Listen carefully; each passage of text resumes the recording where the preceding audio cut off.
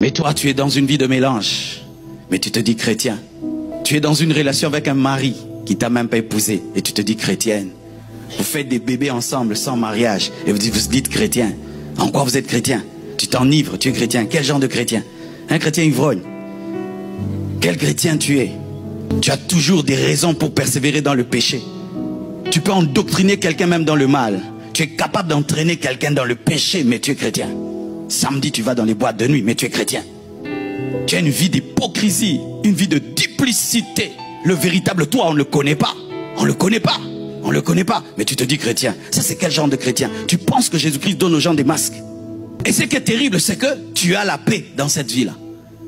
C'est pas que ça te dérange, parce que certains, ils ont une mauvaise vie et ça les dérange. Mais toi, tu as la paix et tu t'arranges pour maintenir cette vie de duplicité où à la fois tu es honoré, respecté à l'église et tu es dans le monde. Frères et sœurs, moi je te conseillerais ceci, suspends-toi toi-même. Suspendez-vous. Tu es choriste, tu mènes une mauvaise vie. Même si le pasteur ne le sait pas, tu te suspends. Alléluia. Tu es honoré à l'église, mais tu sais que tu as une mauvaise vie. Tu te suspends toi-même. N'attends pas qu'on le découvre qu'il y a un scandale. Tu te suspends toi-même. Pourquoi? Lorsque tu reçois l'honneur à l'église et tu vis dans le péché, tu risques d'être anesthésié contre la vérité. Anesthésié contre la vérité. Car aujourd'hui les gens aiment servir Dieu, mais ils ne veulent pas marcher dans la crainte de Dieu. Ne lui prive pas de faire son protocole. Ne lui prive pas de chanter sa chanson. Ne lui prive pas ses responsabilités. Ne lui prive surtout pas. Ne lui prive pas. Mais qu'il soit impudique, qu'il soit ivrogne, mais il faut le tolérer et l'accepter. Ne lui privez pas de servir son Jésus. Son Jésus, toi tu l'aimes.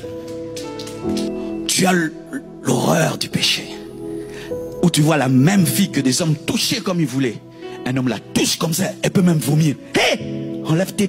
Enlève tes... Elle a la révélation qu'elle est le temple du Saint-Esprit. Voyez ici, ça pouvait être une boîte de nuit. Et les gens peuvent venir, ils dansent. Mais une fois qu'on en fait l'église, on ose seulement mettre une musique mondaine, les gens dansent. Qu'est-ce qu'on va dire? Comment avez-vous? Comment avez-vous? Ici nous prêchons. Mais toi tu es plus que ce temple. Toi tu es le temple du Saint-Esprit. Mais comment tu tolères des choses qu'on ne peut tolérer dans un bâtiment fait de ciment? Fait de ciment. La haine du péché, l'horreur du mal. Ou quand tu fais le mal, tu as envie de te donner même des coups. Tu dis comment j'ai pu faire ça, Seigneur? Oh Dieu!